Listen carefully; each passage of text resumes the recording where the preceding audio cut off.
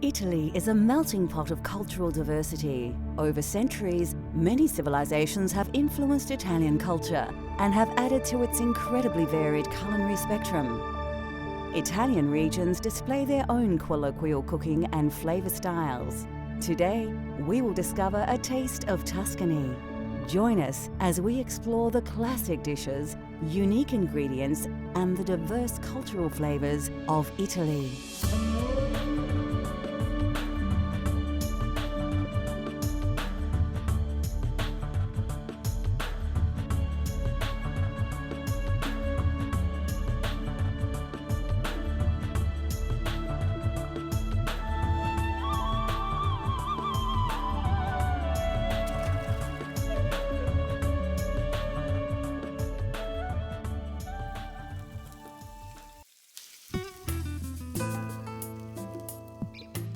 Situated on the Italian peninsula and part of both the European continent and southern Europe, Italy shares its alpine borders with France, Switzerland, Austria, and Slovenia.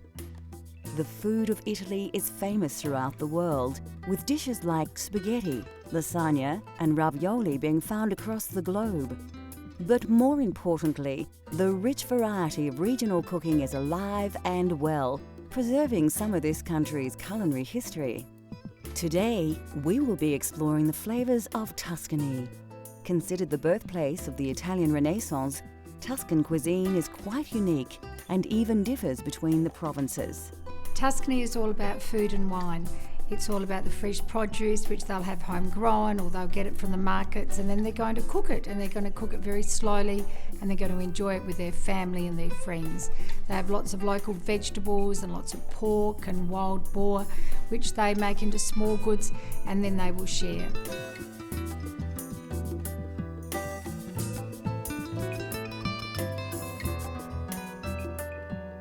To create a classic pasta dish, of course you need pasta. And rather than pick up some dried spaghetti at the supermarket, to experience the cultural flavours of Italy at home, you're going to need to make fresh pasta yourself.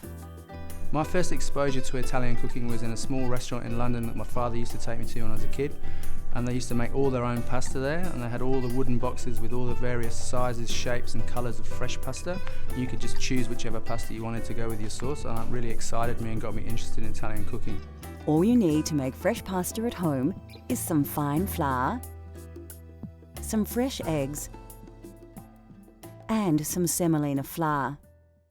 First, take your flour and gently tip it out onto your workspace. Make sure your hands are dry, then using your fingers, make a small well in the flour. Take an egg and gently crack it into the well you've just created. Now the fun starts. Using your fingers, break the yolk so it mixes with the white, then gently work the egg around in a circular motion. What you are actually doing here is slowly picking up the flour around the edges and drawing it into the moist centre. When the egg and flour start to turn to a firmer paste, add another egg to the mixture and repeat the process. Don't be impatient and get tempted to stir the flour in faster, as this will introduce lumps into your dough that you'll have a hard time working out. As you work your mixture around, it will start to change consistency and the paste will develop into a dough. Keep kneading this dough with the flour until you're satisfied you have a very elastic mix. Be sure your pasta dough is not sticky. If it is, you'll need to add more flour. You will most likely have more flour than you require, so don't feel compelled to use it all. Once you have your dough at the correct texture, use your hands to mold it into a small cob. You will need to rest your dough for at least 30 minutes before you roll it out. Generally, pasta is made with a pasta machine. Take your dough and press it into a small disc. Feed it into the pasta roller, then fold it back onto itself and repeat.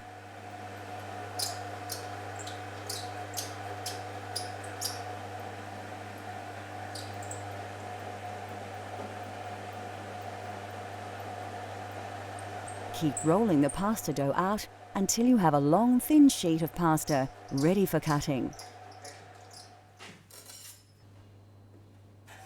Now, add your chosen pasta cutter to the pasta machine. Lightly dust your rolled dough with a little semolina and carefully slice your pasta.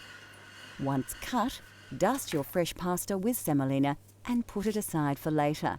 We'll cook our fresh pasta in a fettuccine al funghi later in the show.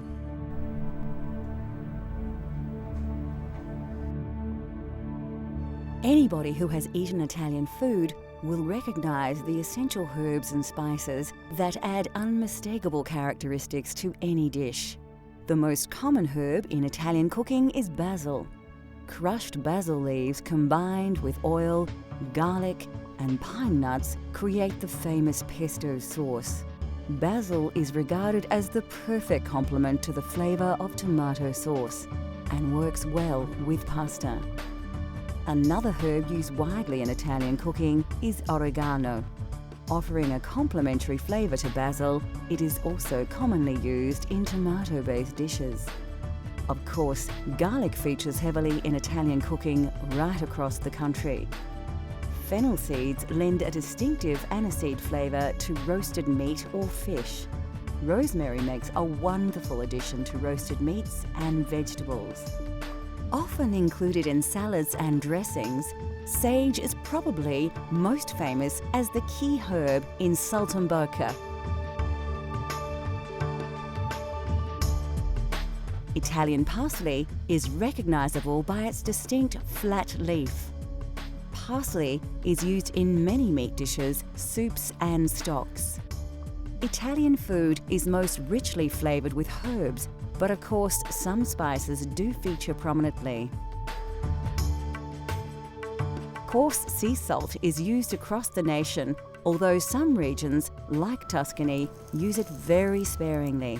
Fresh dried black peppercorns, saffron and coriander feature prominently. Nutmeg is used in savoury dishes and desserts, and vanilla is a popular dessert spice. Ginger is rarely used in Italy, although it is very popular in the Apulia and Basilicata regions, showing just how diverse the cultural flavours of Italy are. Still to come on Cultural Flavours, Italy. We turn our freshly made pasta into a delicious mushroom taste sensation, and we discover the secret of making perfect, authentic Italian coffee. In Italy, wild mushrooms have always been a favourite part of the local cuisine. With mushrooms available everywhere, anybody can make this dish at home. You may even want to splash out on a famously expensive ingredient. The mushrooms have got a beautiful aroma, so they're able to put them in all sorts of dishes. They might cook it up as an omelette for the younger family, or pop it into another slow cooked meal so that it can be used in very many different ways. They'll actually even put them into some sort of cheese, especially the truffles, so that they can continue to have the truffles mature in their lovely cheese.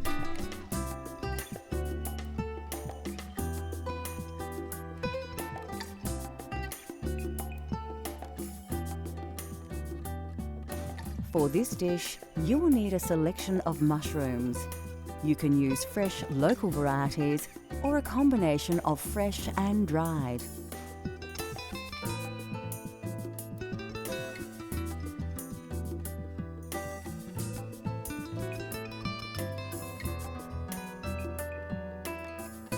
You will also need a dash of olive oil and some dry vermouth.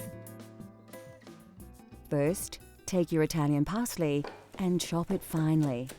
It's important to use fresh parsley in your pasta dishes, as the dried alternative can lack flavour. Put it aside, as you will need to add it to your dish much later. The next step is to slice your mushrooms. The trick here is to try and keep the size uniform so they cook evenly.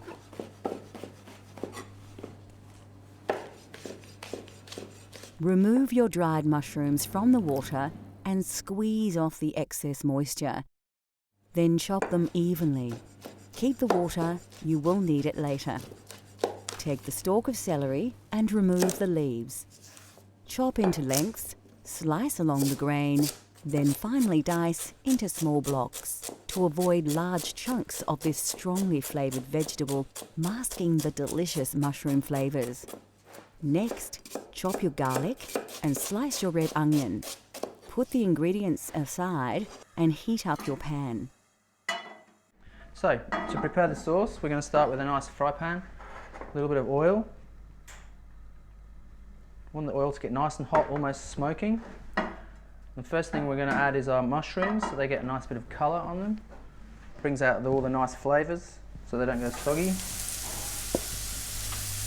After the fresh mushrooms have braised a little, add the dried mushrooms, then the celery, onion and garlic, and a sprinkle of salt. Reduce the heat and cook it gently to bring out all the combined flavours. Add a dash of vermouth and some of the liquid stock you had the dried mushrooms in, and your Italian sauce will be taking shape. Next, add the butter and cook on a gentle heat with the juices. When the butter emulsifies, it will produce a nice rich sauce. Finally, add your chopped Italian parsley and stir it right through the sauce. Then set it aside to rest while you cook your pasta. Put your heavily salted water on the boil. Ensure that it is a strong, rolling boil before adding the fresh pasta you prepared earlier. Stir it around a little to prevent the pasta from sticking together. Fresh pasta won't take long to cook, about 3 to 5 minutes. Drain your pasta in a colander and put your sauce back on the heat. Make sure it is very shiny. You can add more stock or butter to get your sauce to the desired consistency.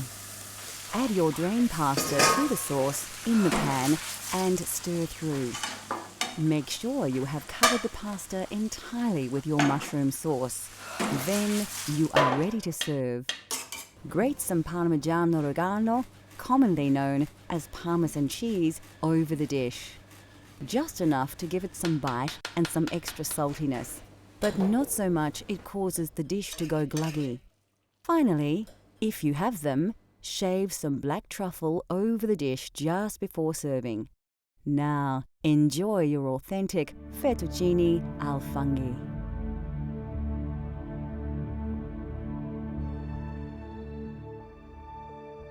Italy is said to be one of the healthiest nations on the planet, and this is in large to do with a healthy diet, rich in vegetables and vegetable oils.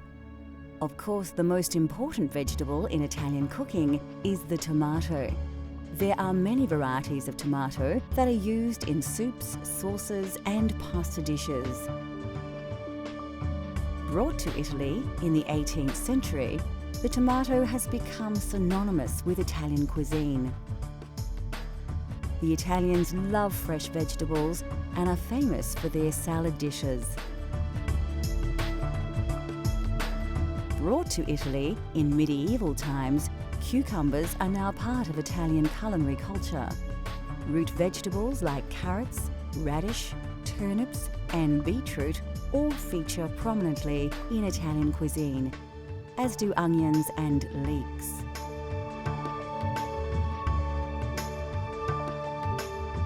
Cabbages, cauliflowers, spinach, and rhubarb are also part of the Italian diet. Squash and pumpkins are often used as an accompaniment. Bell peppers and potatoes also have become part of Italian food culture. Melons, like cantaloupes named after the town of the same name near Rome, are often presented as a dessert. Asparagus is a common ingredient in many Italian dishes. Mushrooms are highly regarded in Italian cuisine, especially in the provinces in and around Tuscany.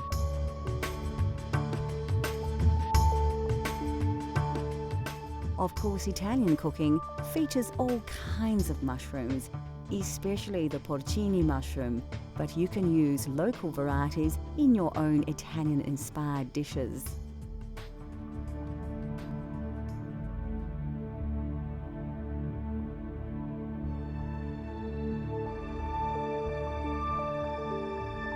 Coffee originated in the highlands of Ethiopia and quickly spread across the Islamic world during the Middle Ages. It was only introduced to Europe via Italy as late as the 16th century by Venetian merchants who had been trading with Muslims from the East. Yet, we must thank Italians for defining coffee culture as we know it today. Italians are deeply passionate about their coffee, so naturally the quality of bean is exceptionally important. Coffee comes in 2 varieties, and Italians overwhelmingly prefer Arabica over the cheaper Robusta bean. Roasting beans changes their colour, taste, smell, and Italians enjoy a full roast bean, which are rich brown in colour and have a slightly oily surface. Italian baristas have created a wide range of ways in which to enjoy coffee. Cafe Espresso is brewed by forcing hot water under pressure through finely ground coffee. This process produces a highly concentrated shot of coffee, which actually forms the basis of many other drinks, such as a macchiato, which is simply a shot of espresso marked with a small drop of steamed milk. The most well-known Italian-style coffee is, of course, the cappuccino, and this cultural flavour of Italy has become increasingly popular right across the globe. Cafe latte is usually drunk at breakfast time, made with a full glass of steamed milk and a shot of espresso. This wholesome drink provides the perfect start to the day for many Italians. Coffee is drunk in a variety of ways, but generally speaking, Italians only add milk earlier in the day. With the exception of breakfast, coffee is rarely served alone and is usually enjoyed after a meal. The drinks, the roasting styles, barista techniques, and the popular social aspects of drinking coffee have all been heavily influenced by Italy's love of the coffee bean. Next on Cultural Flavours, Italy. We explore a famous Tuscan twice-baked biscuit and its accompaniment and discover how to serve this delicious Italian treat.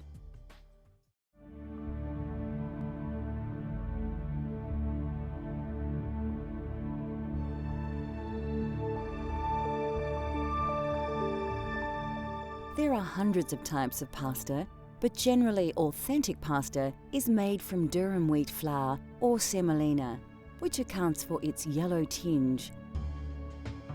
Durum wheat is believed to have been introduced to Sicily by the Arabs in the 7th century, and pasta has become the national dish of Italy.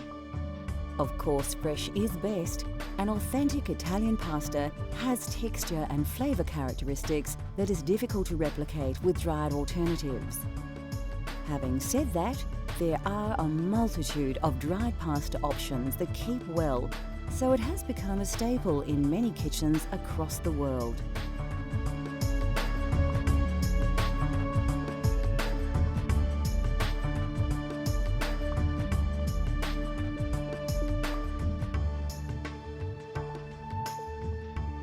Italy produces 25% of all the olives grown globally from hundreds of varieties of olive tree.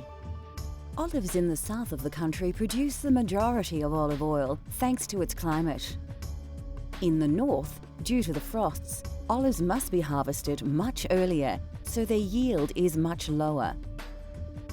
Olive oil is often used like butter as a topping for bread and for cooking.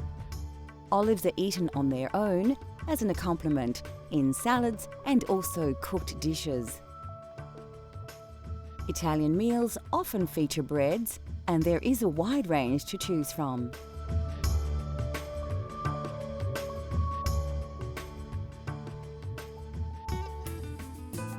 Italian food is rich with tradition, and there are few foods more traditional than biscotti. Tuscany, they love their biscotti.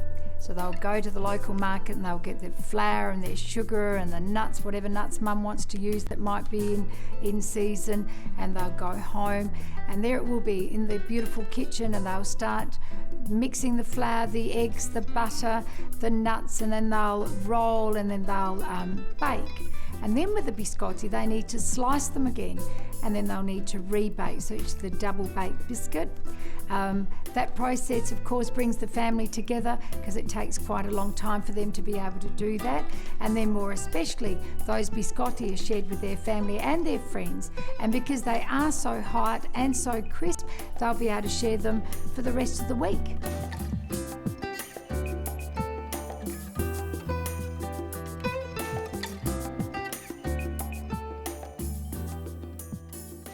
You won't need to look too hard for the ingredients in this recipe.